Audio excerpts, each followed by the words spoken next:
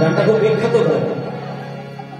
গোঠের রাখাল লিখেছেন কে? আমার এত সুন্দর গভীর একটা গান, বৃন্দাবনে যাবার সেই ভাবটা কার হৃদয় থেকে এসেছে গানটা শুধু বুঝতে পারবেন।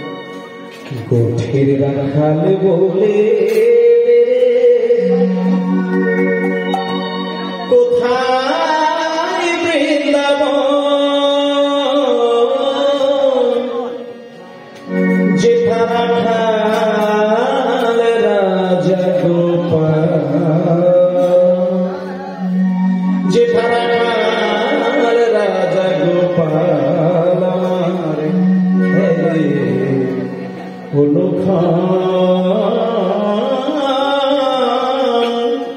কোথায় বৃন্দাবন, বৃন্দাবন গোঠে রাখাল বলে বলে কোথায় রাখাল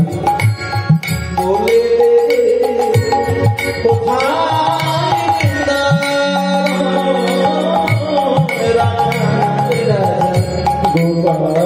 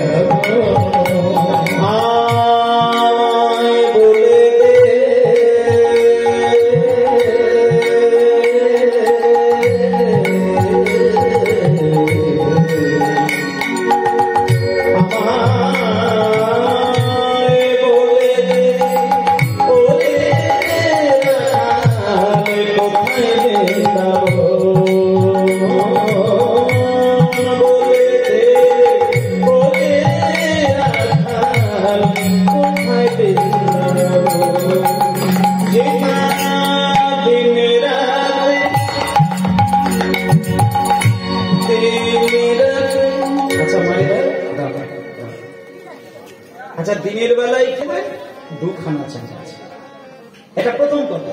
আর দ্বিতীয় কথা হচ্ছে, আমাদের আকাশের চাঁদটাকে যদি আপনি লক্ষ্য করে একটু ভালো করে দেখেন, ওটা কিন্তু পরিপূর্ণ গোল চাঁদ নয়, একেবারে পূর্ণ মাত্রায় গোল নয়। পূর্ণ মাত্রায় যদি চাঁদ গোল হতো তাহলে সেটা 16 দিন ছাড়া ছাড়া অমাবস্যা পূর্ণিমা হতো, কারণ চাঁদ হচ্ছে 16 কলায় পরিপূর্ণ, ওটা 15 কলার চাঁদ। এক কলা চাঁদ শিবের মাথায় রাখা রয়েছে। আচ্ছা ভাই, এটা হচ্ছে 2 নম্বর কথা। আর তৃতীয় কথা হচ্ছে, আকাশে যে চাঁদ আছে এই চাঁদের গায়ে কালো কালো ছোপ ছোপ দাগ আমাদের যে চাঁদ। আর বৃন্দাবনের আকাশে গেলে প্রথম কথা হচ্ছে 2টো চাঁদ দেখতে পাবেন, দ্বিতীয় কথা হচ্ছে সেখানে 15 কলার চাঁদ নয়, সেখানে 16 কলার চাঁদ। তৃতীয় কথা হচ্ছে, ওই বৃন্দাবনের আকাশে চাঁদের গায়ে কোনো ছোপ ছোপ দাগ নেই, নিষ্কলঙ্ক চাঁদ। এবার আপনারা যারা বৃন্দাবনে গেছেন আর যদি এর পরে আবার যান, সেইখানে গিয়ে দেখবেন 2টো চাঁদ, 16 কলার চাঁদ, আর কোনো ছোপ ছোপ দাগ নেই, এবং সেটা গানের মধ্যেই বলে দিচ্ছেন কোন চাঁদ। যেথায় দিনের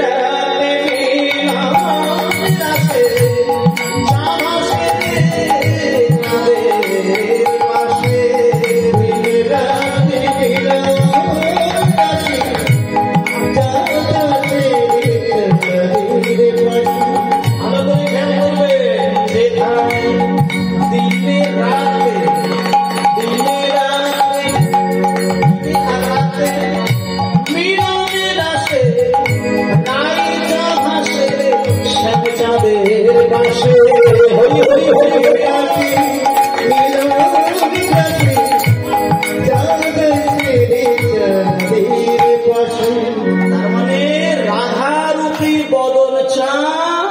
আর কৃষ্ণ বদন চাঁদ সঞ্জীবন বনের আকাশে পাশাপাশি থাকে। যে চাঁদের গায়ে কোনো ছোপ ছোপ দাগ নেই, তাই সেখানে কলম দিয়েছে কে? একজন মুসলমান কবি। এত সুন্দর গানটা না লিখেছেন একজন মুসলমান কবি, নাম হলো কাজী নজরুল ইসলাম। অপূর্ব ব্যাখ্যা। দিনে রাতে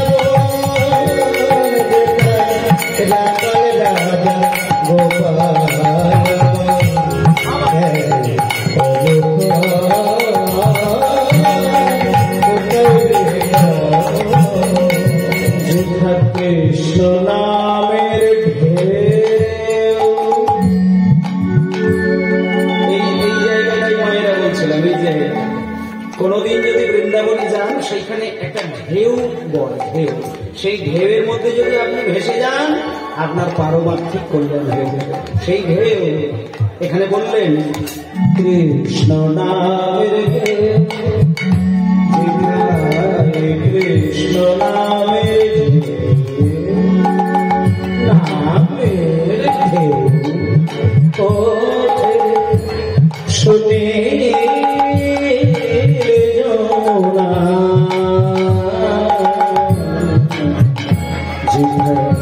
কৃষ্ণ নামের ঢেউ শুনে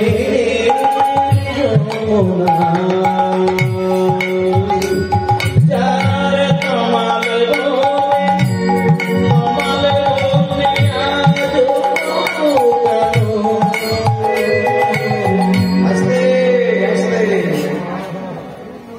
যারা তমাল বনে, বৃন্দাবনে গিয়ে তমাল বন আছে, সেই তমাল গাছের তলা যেটা তমাল বনে সেই তমাল বনে এখনো দিলে পাবে। তমালে বনে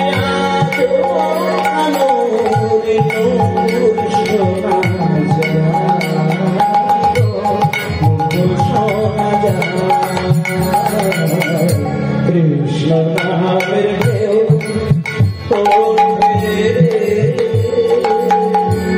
শুনিল যমুনা